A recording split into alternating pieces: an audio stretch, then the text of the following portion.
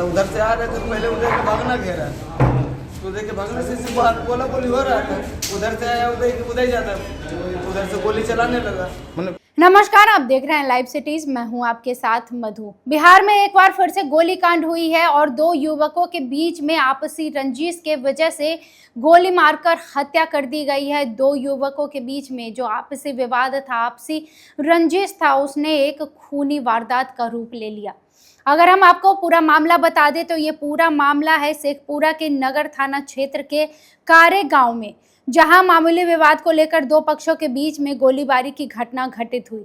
इस घटना में एक युवक को दाहिने पैर में गोली लगी। आनन फानन में परिजन पहले उसे निजी क्लिनिक ले गए, जहां से चिकित्सकों ने उसे मृत घोषित कर दिया। मृतक की पहचान कारेगांव निवासी राजेंद्र शर्मा के 30 वर्षीय पुत्र उत्तम कुमार के रूप में की गई है। पहले हम आपको सुनवाते हैं कि प्रत्यक्षदर्शी क्या कुछ कह रहे हैं और एसडीपीओ राकेश कुमार को भी सुनवाते हैं क्या कुछ कहना है उनका इस पूरे मामले पर।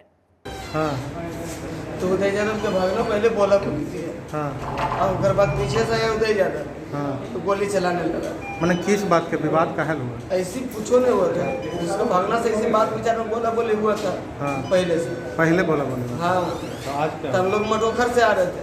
हाँ, तो उधर से आ रहे थे तो पहले उधर के भागना घेरा, तो उधर के भागने से बाहर बोला बोली हो रहा था, उधर से आया उधर ही जाता, उधर से गोली चलाने लगा। मतलब विवाद किसी बात का नहीं था ना। कौन है ये? दोस्त है। दोस्त है। हाँ, क्या नाम है उनका? उसका? हाँ, उत्तम। क्या करते हैं? ऐसी गाड़ी चलाता है। गाड़ी चलाता है। हाँ। उनके पिताजी का नाम? रविंद्र शर्मा। रविंद्र शर्मा। आपका क्या नाम है? धर्मपाल। कहाँ घर है उनका? 2026 को शेखपुरा थाना क्षेत्र में संध्या में थाने को सूचना मिलती है कि एक व्यक्ति को गोली मारी गई है, गोली लगी है पैर में। इस सूचना पर अविलंब थाना रिस्पॉन्ड करती है और उसी क्रम में ज्ञात होता है कि इलाज के क्रम में उस उत्तम कुमार, जिनकी उम्र 30 वर्ष है और वो रहने वाले हैं कारे के, वहाँ उनका डेथ हो गया है इलाज के दरमियान। उसके बाद उस वक्त उनके साथ जो 3 अन्य उनके सहयोगी उनके जो साथ थे, जो अपने आप को प्रत्यक्षदर्शी बता रहे, उनकी कथानुसार उन्होंने यह बयान दिया कि इस कांड में पहले मिट्टी के उठाव को लेकर विवाद हुआ दोनों पक्षों में और एक दूसरे के ऊपर पथराव हुआ। उसके बाद जो ऐसा कि वादी ने बताया कि उत्तम कुमार के द्वारा गोली चलाया गया, वही गोली उनके भाई उत्तम कुमार को जो गोली लगी उनके भाई के द्वारा बताया गया कि वही गोली उनके भाई को लगी है। पुलिस ने इसकी तफ्तीश शुरू की और उसके बाद जो नामजद जो उनके द्वारा अभियुक्त बनाया गया उसमें उत्तम कुमार, रॉबिन कुमार और 3-4 लोगों का नाम उन्होंने लिया है। इसके सत्यापन में पुलिस ने छापेमारी करना शुरू किया। छापेमारी के क्रम में मटोखर स्टेशन के पास से ये उदय कुमार और उनके जो भांजे हैं रॉबिन कुमार, जो इस घटना में वादी के अनुसार मुख्य भूमिका में थे, उनकी वहाँ पे गिरफ्तारी हुई और उनके पास से एक हथियार की बरामदगी भी हुई है। तो अभी हम लोगों ने इनको डिटेन किया है, अब ये जेल भेजे जा रहे हैं। जहाँ तक हत्या की बिंदु की बात है तो उसमें अन्य भी कई सारे बिंदु हैं जो हम लोग के संज्ञान में आए हैं। हम लोग सभी बिंदुओं पे छानबीन कर रहे हैं कि इसमें कौन कौन लोग शामिल हैं और किस तरह से घटनाकृत हुआ और इस घटना का वजह क्या है, कारण क्या है। प्रथम दृष्टया तो ये बात आया कि रोड रेज में साइड देने को लेकर विवाद हुआ, लेकिन और भी कुछ बिंदु है तो हम लोग आने वाले समय में इसका खुलासा करेंगे। प्रथम दृष्टया जो वादी ने बताया इस अभियुक्त के द्वारा ऐसा घटना कारित किया गया है, पुलिस ने त्वरित कार्रवाई करते हुए उनके को हथियार के साथ गिरफ्तार किया है। पहाड़ों में सर अवैध उत्खनन का भी बात आता है, मिट्टी का विवाद था या ऐसे ही मिट्टी या मेरन जैसा दोनों पक्ष के द्वारा, वादी पक्ष के द्वारा भी यही बताया गया कि मिट्टी का उठाव या मोड़न जिसको आप कहते हैं जो है, उन्होंने मिट्टी बताया कि ट्रैक्टर पे लोड। मिट्टी और मोरंग को उठाव में अंतर है। मोरंग उठाव अगर होगा तो खली भाषा चोटी होता है, नहीं तो उन्होंने मिट्टी बताया। जो वादी पक्ष है, जो मृतक के परिवार है, परिजन है, उनके द्वारा भी यही बताया गया और इवन की जो पकड़े गए अभियुक्त थे उनके द्वारा भी अपनी बात में कहा गया है कि मिट्टी के उठाव को लेकर विवाद हुआ था। जिसमें एक दूसरे पे पथराव हुआ, फिर बाद में ये घटना कारित हुई है। पहले से विवाद थी। पूर्व से भी चूंकि सब एक ही गांव के रहने वाले हैं, आपस में एक दूसरे की प्रतिद्वंदता हो सकती है। हम और आपराधिक इतिहास हम लोग छानबीन कर रहे हैं और सभी बिंदुओं पे हम लोग छानबीन कर रहे हैं और इस कांड में कुल 7 लोगों को अभियुक्त बनाया गया है। इसमें गिरफ्तारी जो मुख्य आरोप जिन पे लगा है गोली चलाने के उत्तम यादव और जो रॉबिन कुमार जो घटना के उदय यादव, उत्तम कुमार मृतक हैं, उदय यादव और रवि कुमार उर्फ रॉबिन जो घटना के मुख्य वजह थे जिसके जहाँ से शुरुआत हुई, उन दोनों को गिरफ्तार किया गया। जी, पुलिस ने हथियार भी बरामदगी हुई है। अवैध खनन से जुड़ा कुछ मामला हम लोग उन बिंदुओं पे छानबीन कर रहे हैं। अभी जो हमने वादी से बातचीत किया, वादी के परिजनों से या अभियुक्त से जो बातचीत हुई, तो पहले बात यही प्रकाश में आई कि मिट्टी उठाव के लेकर विवाद हुआ है दोनों में और गाड़ी को साइड देने के बाद भी विवाद हुआ है। मटोखर पहाड़ में सर अवैध खनन का विवाद लगातार सामने आता है। इस बारे में हम लोग तफ्तीश कर रहे हैं, अनुसंधान कर रहे हैं कि अभी तो फिलहाल सरकार के द्वारा माइनिंग बंद है, तो इस तरह की कोई सूचना आपको मिलती है तो हम लोग को विलम्ब बताइए, हम लोग कार्रवाई करेंगे। Thank you. हथियार उनके पास से बरामद हुआ है, उसमें हम लोग पूछताछ कर रहे हैं। कितने एक कट्टा है उनके पास जो बरामद है।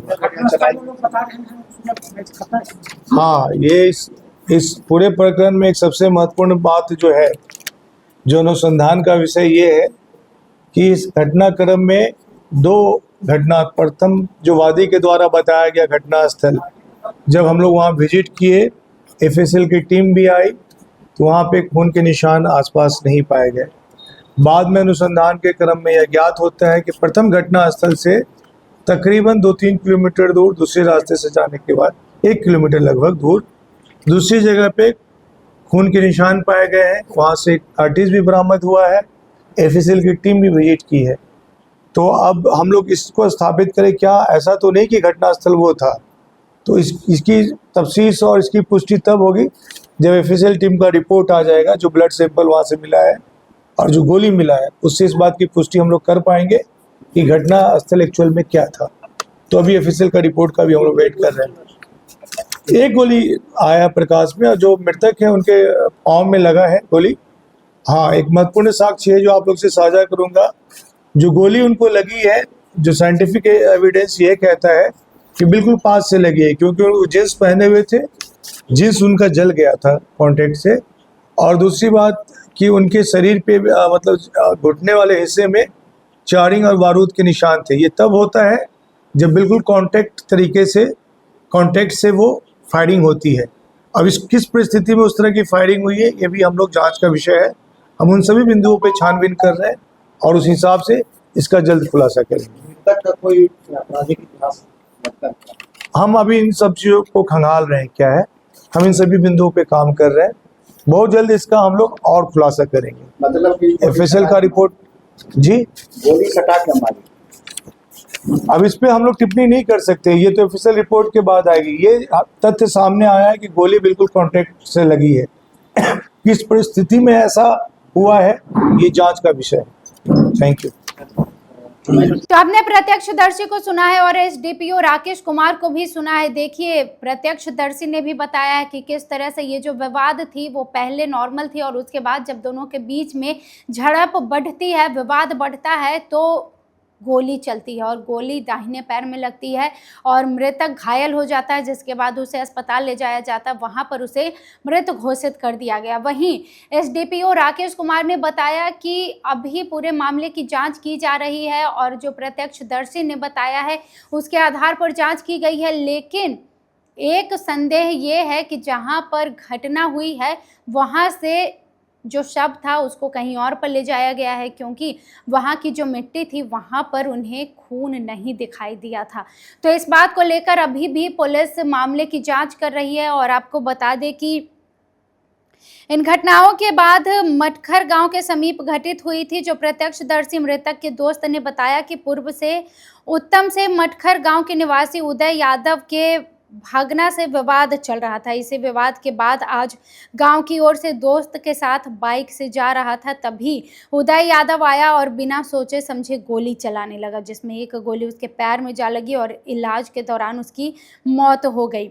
आपको साथ ही बता दें कि थानाध्यक्ष धर्मेंद्र कुमार ने अपने दल के बल पर साथ पहुंचे और जहां पर जांच पड़ताल शुरू किया, एफएसएल की टीम बनाई गई और टीम ने उसके बाद एसडीपीओ राकेश कुमार ने प्रेस कॉन्फ्रेंस करके तमाम जानकारियां दी है। लेकिन बिहार में अब घटनाएं बढ़ती जा रही है, अपराध बढ़ता जा रहा है। आप इस पर क्या सोचते हैं, मुझे अपनी राय कमेंट सेक्शन में बताएं। और भी खबरों के लिए जुड़े रहें लाइव सिटीज के साथ। बहुत धन्यवाद।